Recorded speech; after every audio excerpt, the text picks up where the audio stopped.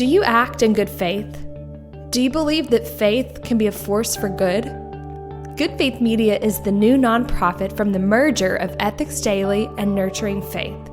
Good Faith Media will offer news and opinion, books and curriculum, videos and podcasts, and travel and learning opportunities.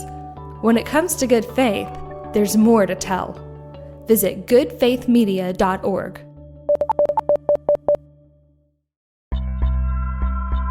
The Eula May and John Baugh Foundation is pleased to support Good Faith Media and its production of Brother Molly, about the life and work of Molly T. Marshall. The Baugh Foundation recognizes the God-given dignity of every person and supports nonprofit organizations that reflect the love of Christ. The Baugh Foundation, supporter of Good Faith Media and Brother Molly.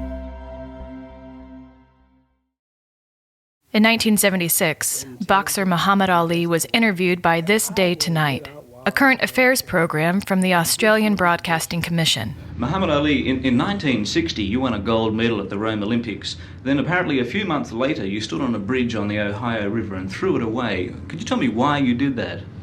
Well, I always had some mystical idea that if I could become a big black man in the southern city, or one of prestige or wealth, I could be treated different, or maybe I could have powers to open doors. I went and got my gold medal, went back in, ordered 2 cheeseburgers, and they said, sorry, we don't serve Negroes. I said, I don't eat them either, just give me 2 cheeseburgers. And she said, you're getting smart. But I couldn't, the idea was I couldn't eat that, so I got so angry. I drove down to the Ohio River and stood there and looked at the gold medal, and I could imagine that American flag waving when they played the national anthem when I beat the Pole to the Russian. Dun, dun, dun, dun, dun, dun. And I'm standing at the medal on. Dun, dun, dun, dun, dun, dun. I said, boy, I'm going back to Louisville, and I can eat now. I can go in the restaurants, put them on the spot. They can't put me out now. I'm the champ of the world. Dun, dun. They put me out of that restaurant. I said, this medal ain't worth a damn. I took that medal and said, it ain't worth nothing, I don't care. I took it off my neck and said, it ain't no good, it ain't, throw it in the Ohio River. At the bottom of the Ohio River, Muhammad Ali's gold medal will soon have company. An ain't no good artifact of a different sort, courtesy of Brother Molly.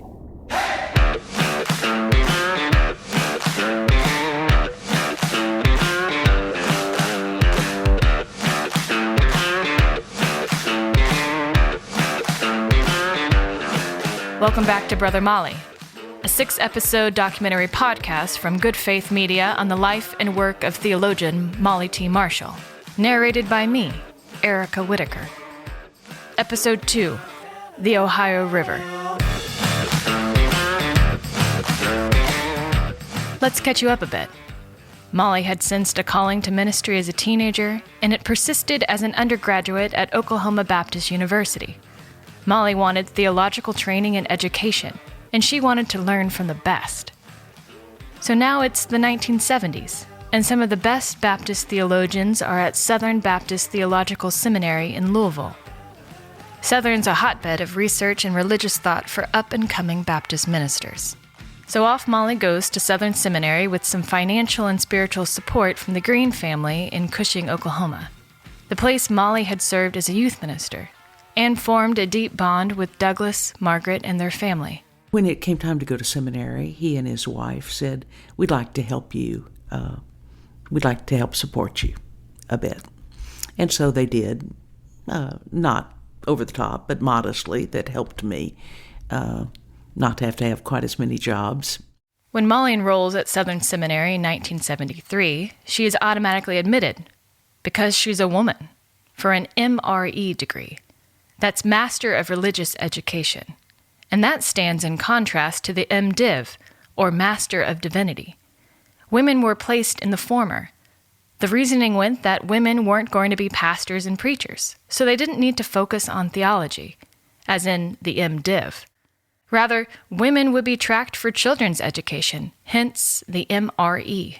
To illustrate the point concerning Southern Baptist churches and the potential of women in the pulpit, consider the story from Linda McKinnish Bridges, one of Molly's friends at Southern. the very church that I had spent my years growing up in, when I asked them to sign, which we all had to then to go to seminary, you had to have a local church to recommend you. You had to have a document that the local church signed. So I took my request to the deacons to sign the document. It was a form from Southern that simply stated, we affirm Linda McKinnish as a seminary student called by God for the gospel ministry. They were deeply offended by that. And so my dad, who was also at that meeting, gave the deacons pushback and said, well, she needs to have a right to go and prepare at Southern Seminary. He was very supportive of me doing that. And they said, well, the only way we'll do it after several hours of conversation is that we scratch out, she is going to prepare for the gospel ministry. We scratch that out with our pen and we say, she is going to prepare to work with children. And that's the only way they would sign that document. It was hard for me to forgive those people. Those people were people I'd grown up with. I'd played their organ. I'd played their piano. I'd sacrificed the football games to play at revivals. I mean, I go on and on and on, But here at a time when I was wanting to educate myself to prepare for ministry, they refused to do that. Brother Molly isn't going to scratch off any courses on the basis of certain gender restrictions. When she gets to Southern, she enrolls in all MDiv classes. As she says, she has some burning theological questions. So she finally persuades Southern to let her transfer out of the MRE track into the MDiv, where you could count on one hand the number of women swimming among the seas of hundreds of men. And this is 1973. Remember what else happens in 1973? Roe versus Wade, that landmark legal decision from the United States Supreme Court, which effectively legalizes abortion. This is just one facet of the larger women's movement. There's Betty Friedan, Gloria Steinem, and many others, including Molly Marshall. The second wave of feminism hits religious institutions, and evangelist Billy Graham visits Southern Seminary. Molly's curiosity can't blow this opportunity. I went to seminary with a number of questions. And one of the questions early on was, are there any prohibitions to women serving in whatever area of ministry? Billy Graham had come to visit in the chapel, and he had an open forum for students to ask questions. And I went to the microphone and I said, "Sir, what do you believe the Bible teaches about the ordination of women?" And he said, "I don't believe this is the place to answer such a question." And I said, "If not here, where?" It's an honest question. Molly says some clapped, others booed. I was branded from that point on by the conservatives. I was a firebrand by the more progressive students, and there were many more progressive than I there. I was the emerging feminist. Questioning Billy Graham in public about female preachers. Brother Molly goes big, but she keeps some of her other subversive acts to herself. And one day, looking in the Women in Religion section in the library, I ran across bobbed hair, bossy wives, and women preachers.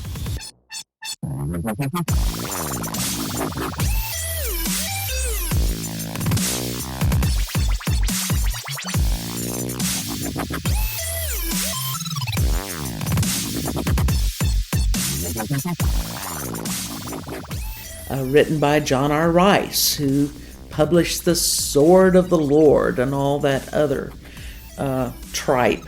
The book, originally published in 1941, really puts the fun in fundamentalism.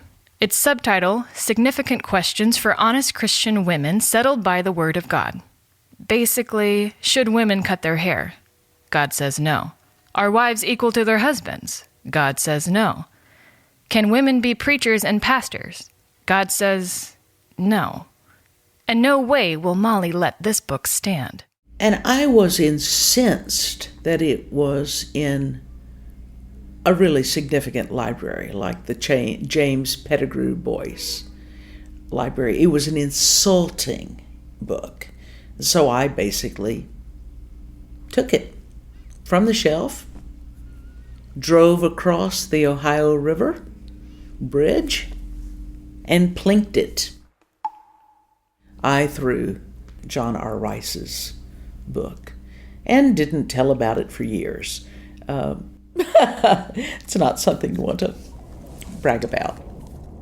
Bobbed-haired, bossy wives and women preachers at the bottom of the river with Muhammad Ali's algae-covered gold medal. I think we see clearly the disparities. He saw clearly how a black man was treated in racist South. I saw clearly how women were being treated in Southern Baptist life, in church culture, in society. I was awakening to the realities of patriarchy, which not only has gender implications, but racial implications as well. Mohammed and Molly, one countercultural revolutionary inspiring another. We'll talk more about systemic racism and sexism in Southern religion in a later episode. When it comes to locating Molly Marshall of Muskogee in her cultural context, we're not wrong to note Muhammad Ali or Betty Friedan, but we also have to talk about the Apostle Paul. Here's what Molly wrote in a book chapter in 2005. Women following their calling to ministry are often accused of pursuing a secular feminist agenda rather than faithfully responding to the beckoning of God. Thus, their motives are suspect, and the good they do is often discounted because of prejudice. I have been asked on more than one occasion, are you a feminist first or a Christian first? The answer is straightforward. I am a feminist because I am a Christian. I became a feminist reading the Apostle Paul, not Betty Friedan and Gloria Steinem.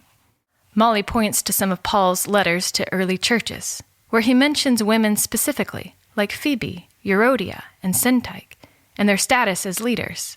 Molly points especially to Paul's letter to early Christians in Galatia, when he penned this line, sometimes referred to as the Magna Carta of human freedom. There is neither Jew nor Gentile, neither slave nor free, nor is there male and female, for you are all one in Christ Jesus. I really didn't read the feminist writers. I didn't read Steinem and I didn't read Friedan. I knew of them.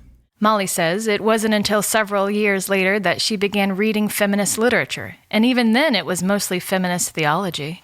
But in the 1970s, feminism is in the ether, with Helen Reddy singing I Am Woman, Billie Jean King defeating Bobby Riggs in the tennis match dubbed Battle of the Sexes, and this kind of thing from Betty Friedan. That dichotomy between the morality and the ethics, of what you preach on Sunday and what you live day by day. When the theology is made not only by women who give birth to children, who have to deal with the dailiness of life, but when men too share that, it will be a different kind of theology. The bridge between the personal and the political, the personal and the theological, the daily, the concrete and the abstract, the immediate and the divine. The theological debate of the 60s was, is God dead? In the 70s, is God he? Not necessarily she. But when we release that which is feminine to be active and insertive in woman and in man, we take the next step in human evolution. That's Friedan in 1975, speaking during the International Women's Year, so designated by the United Nations. Coincidentally, or perhaps we could say divinely, it's also in 1975 that a man named Roy Honeycutt becomes dean at Southern Seminary. Roy died in 2004, but his widow, June, still lives in Louisville. She was turning 92 the week Molly caught up with June, who was dressed to the nines, talking about computers, still calling everyone honey in her lovely Mississippi accent. Those of us, see, I'll be 92 Sunday. Oh, that is wonderful. Can you believe it? No, I can't. But I'll be 70 in December. Can you believe honey, that? Honey, that's young. I know it is. Honey, that is so young. I know. Boy, that is, I can't believe you're that young. I want to tell you an early story of Roy. You all came here from Midwestern That's in right. 1975. That's exactly right. And I graduated in December of 75. Yeah. And that spring, Roy called a group of women together and said, we need to have a women in ministry group on campus. Roy was the dean then. That's right. And so That's Roy right. was... I think I was there. Did you meet in the guest house? Yes, ma'am. I was But there. he was the instigator of that. Then I went... Molly. An old friend remembering the courage of your spouse. You can hear the emotion in June's voice at the shared memory. After Molly completes her MDiv at Southern, she takes a position as associate minister at Pulaski Heights Baptist Church in Little Rock, Arkansas. While still on staff, she bumps into Roy Honeycutt at a Southern Baptist meeting. She tells June what happened next. But I saw Roy in Nashville, and I went up to Dr. Honeycutt and I said, Sir, I didn't call him Roy in those days. Yeah. I said, Sir, when are you going to put a woman on the faculty of the School of Theology? Yeah. And he looked me in the eye and he said, as soon as one gets ready and marketable. Well, I took It's just... I took that as encouragement. Well, you should have. I did. Yes, she did. Having discerned a particular calling to teach, Molly wants to pursue even more education, and she is operating on two assumptions. Assumption number one, things, like treatment of women, will not improve in churches until they improve in seminaries. Assumption number two, Southern's fingerprints, as Molly says, will likely be on the first female professor in the School of Theology. Despite being admitted to other institutions like Vanderbilt and Cambridge, back to Southern Molly goes in 1979 for a doctorate in theology. As before, she meets other bright students, both men and women. One is a young man from Florida named Albert Moeller. Well, I remember the first time I met you. You probably wouldn't remember this. It was a seminar class taught by Timothy George. Yes. I was an MDiv student. I remember. Yeah. That's Albert Moeller and Molly Marshall at Southern Seminary on September 12, 2019. Together, catching up a bit, something they had not done for 25 years. And there was a reason, a rather large, lengthy reason, why not. We'll come back to that in a later episode. No surprise, Molly excels at Southern as before, when she'd gone with the support of the Green family, Douglas and Margaret, in Oklahoma. But in the intervening years, Douglas has become a widower after Margaret dies of pancreatic cancer. And he and I began to talk just as a friend. We were not dating, but just began to deepen our friendship. And it turned from friendship to love.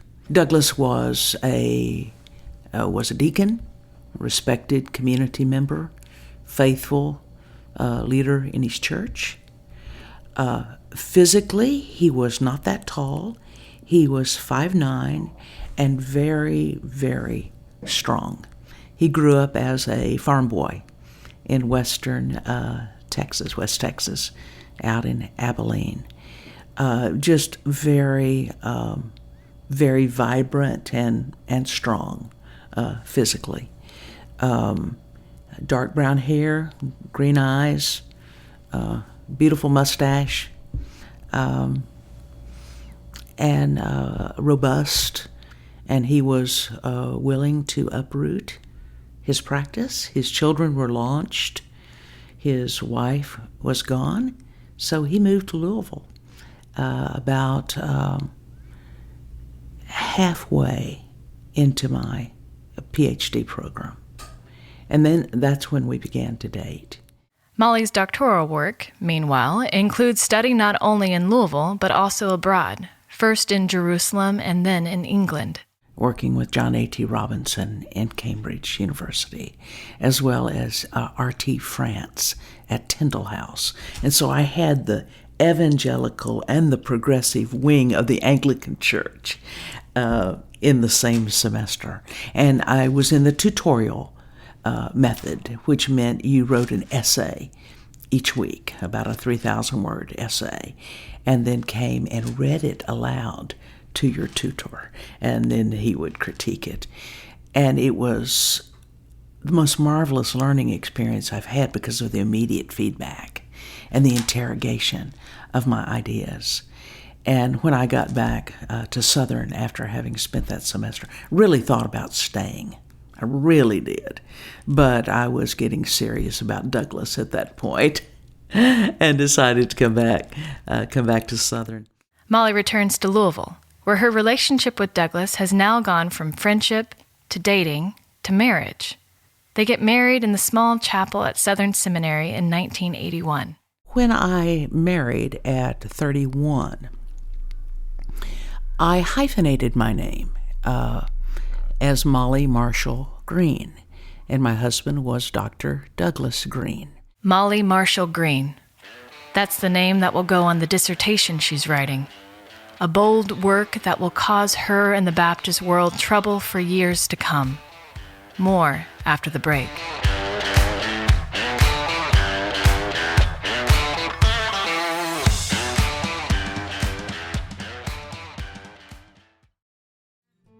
The Cooperative Baptist Fellowship of Arkansas has been on a journey with Molly Marshall since she served a Baptist church in Little Rock.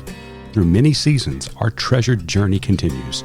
Discover more about us at cbfar.org and on Facebook. Enjoying Brother Molly so far? We'd love to have you share the podcast on your social media platforms using #BrotherMolly. Thanks for listening. Looking for more great podcasts featuring Baptists like Molly Marshall? Check out Baptist Without an Adjective, an award-winning weekly interview podcast from Word and Way. The program features conversations with Baptists across the denominational, ethnic, national, and ideological lines that too often divide us. You'll find interviews with leaders in the 5 largest U.S. Baptist denominations and Baptist leaders from more than 20 other nations. Find Baptist Without an Adjective wherever you get your podcast or at podcast.wordandway.org. Brother Molly continues. Molly Marshall Green, the newlywed and doctoral student, spends hours a day in one of the study carrels at the Southern Seminary Library. She's working on a dissertation, the title of which turns out to be No Salvation Outside the Church, a Critical Inquiry. It will become infamous. Her dissertation committee is all men, and men she respects. Dale Moody, Marvin Tate, and Wayne Ward.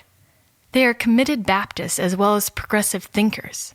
Wayne Ward, for example, had welcomed Martin Luther King Jr. to Southern's campus in 1961, an appearance that enraged many Southern Baptists. Moody, Tate, Ward, these men are not only academic advisors and theologians, but also friends and mentors. Dale Moody was on my doctoral committee, and I loved Dale Moody. And Dale had this marvelous scientific as well as theological mind. He'd been a dual major, geology and Bible at Baylor. And he and Douglas and I one day went over to the falls of the Ohio, which is just there near the Lock and Dam. And it's an old coral reef over there that's over 10,000 years old. And the Ohio River was the drain pipe of the Ice Age. And so you see this geological outcropping. And Dale was just appalled at Luddite people who were trying to date the Bible according to Schofield, 4004 BC, it was created. And so Douglas had a friendship. Douglas, of scientific bent, had friendship with Dale.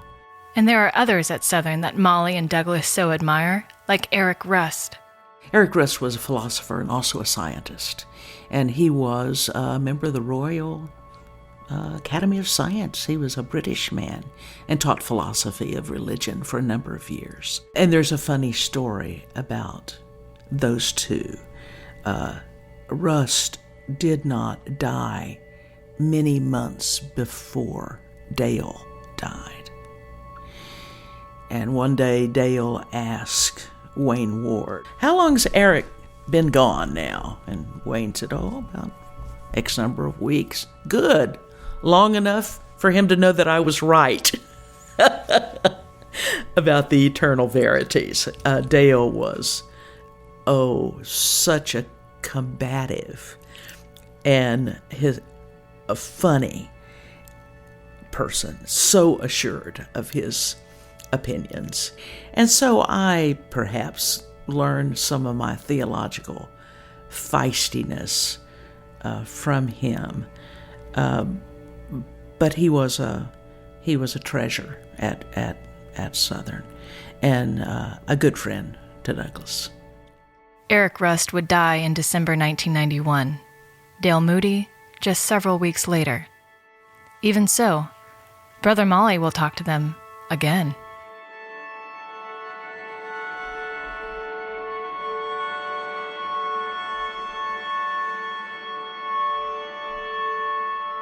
I wrote a controversial dissertation because I was concerned about how Christians view other ways of faith. What are the Christological and ecclesiological implications for the extent of grace? So I probed some interesting things. 1983 is a busy and eventful year for Molly. Her father, Robert Truman Marshall, dies in February, and in May, she's ordained for ministry by St. Matthew's Baptist Church in Louisville. This means she is affirmed by the church as a clergy member. Her ordination is a stirring of spiritual gifts, an authentication of spiritual authority, a form of accountability to her church, a license to preach the Word of God. Molly is one of only several dozen women across all of Southern Baptist life ordained in 1983, when the SBC claims more than 36,000 churches. It's also at this time that some Southern Baptist women decide to formalize a group, Southern Baptist Women in Ministry. So I was at the beginning of that movement, along with some others. And that was a time of clarity in terms of recognizing what was going on. Most of my doctoral studies, I would be the only woman in the room at that. In the seminars, there was another woman doing contemporary theology. I was working in some systematic, etc. So we crossed some. She became an Episcopal. There was a third woman, and she took her life while in PhD studies. And so that was a cautionary tale of this is really hard, and we've got to find ways of support. Southern Baptist Women in Ministry begins publishing a newsletter called Folio, and Molly writes for it. In the pages of the Folio newsletter, Molly and others begin discussing the importance of how people talk about God and why language is critical. Here's Eileen Campbell-Reed. You might remember her from episode 1, talking about her days in GAs. The value of embodying inclusive language for humanity and expansive language for God. So it's not that I neuter the language for God, but it's that I embrace a wide range of languages, words and images, and genders for God. And I think that's crucial because humanity is multiple and diverse, and God did not create any one part of humanity to be like God and the rest of us somehow just cheap copies. We're all in the image of God, and so our language for God needs to reflect fully that expansiveness. The Bible is full all kinds of names for God. Some of them may be more common than others, but I don't think any of them necessarily trump all the others. For example, and very simply, God as Father is common in biblical language. God as Mother is less common, but no less biblical.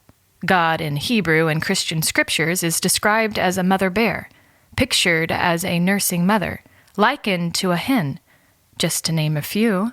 Being born of God is a common phrase and image, yet the wholly feminine attribute of God's wombish love is typically and traditionally not discussed. Aside from these mothering aspects of God, there are biblical traditions surrounding the wisdom of God, which employs feminine language, and the Spirit of God, which bypasses gendered language altogether. Here's Robin Sambothi, a friend and colleague of Molly's.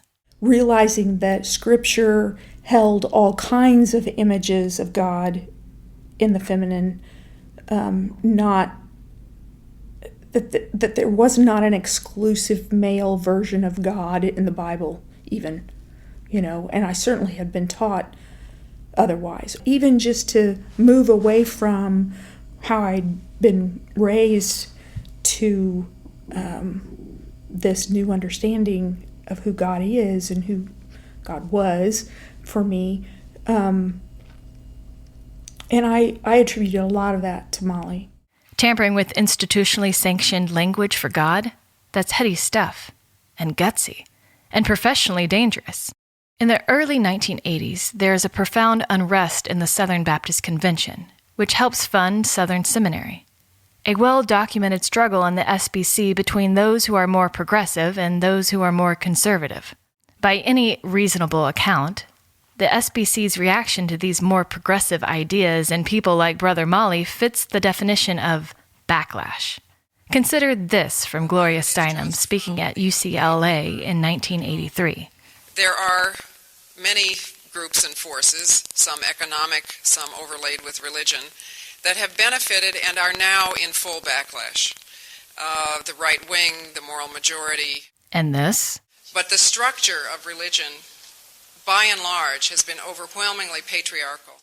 And this? Anytime one human being, one person or group, is habitually dominant over another person or group, not because of talent or experience, but only because of how we got born, whether that is race or class or sex, that is a power relationship. That's politics. And finally, this.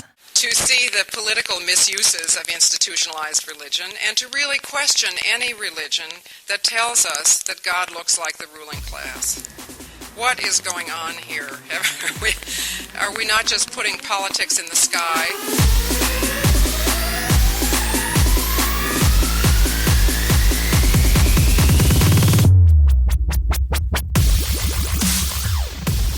Are we not just putting politics in the sky? Those politics are very much on Earth as well. Dale Moody, one of Molly's major professors, takes early retirement amid questions over his suitability as a professor, vis-a-vis some of his doctrinal stances. But nevertheless, Molly completes her PhD in 1983. Her proud mother, Bernice Marshall, attends graduation. I'd sent out 120 resumes as I was nearing the end, and nobody wanted me. One of the rejection letters is from Central. That's Southern Baptist Theological Seminary in Kansas. Stick a pin in this one. You'll need it later. Schools were saying, we want somebody with more ministry experience. What they meant was, we don't want someone who wears a skirt. And that was the time when I began to serve as a rural pastor. And there was some humility in that. My other PhD buddies, many of whom I'd made better grades than they, were going to find churches. And I was in a very, very small rural congregation, the Jordan Baptist Church of Eagle Station, Kentucky, halfway between Louisville and Cincinnati, on the short line of the L&N Railroad. If the train went through twice, I'd preached too long. And I began to learn some of the work of a rural pastor.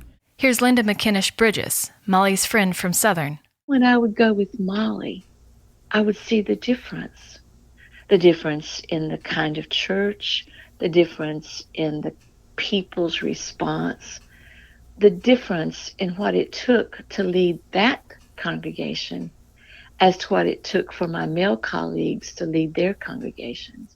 One of the things it most definitely took, a sense of humor.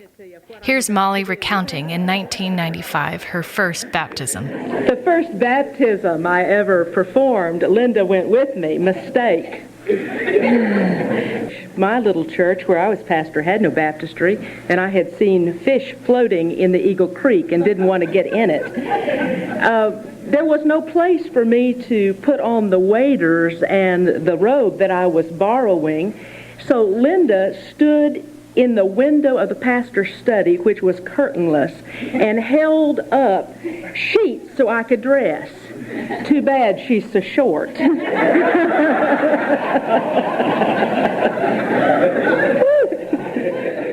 Molly's salary is $70 a week.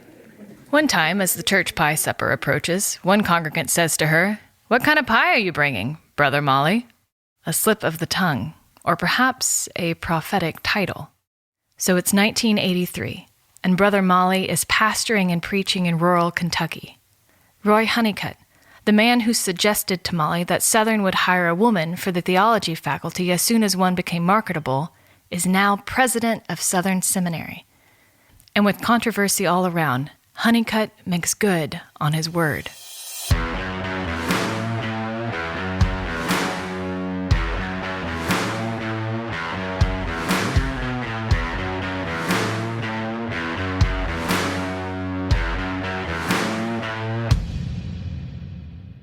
He hires Dr. Molly Marshall Green as the first female faculty member in Southern Seminary's School of Theology.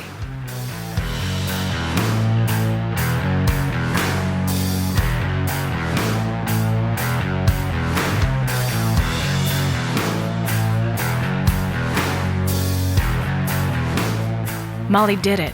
Her great Aunt Clem had to sit in silence at the back. Now Molly will stand and teach at the front. But hold your applause. The celebration won't last. Months later, Douglas is arrested.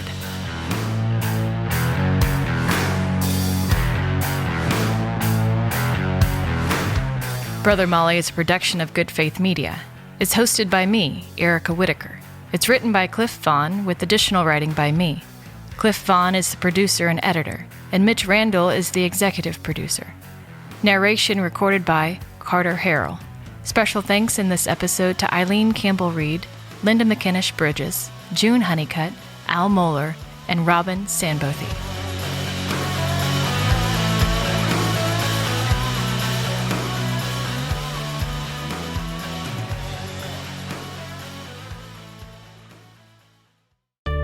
I'm George Mason, host of The Good God Project, conversations that matter about faith and public life.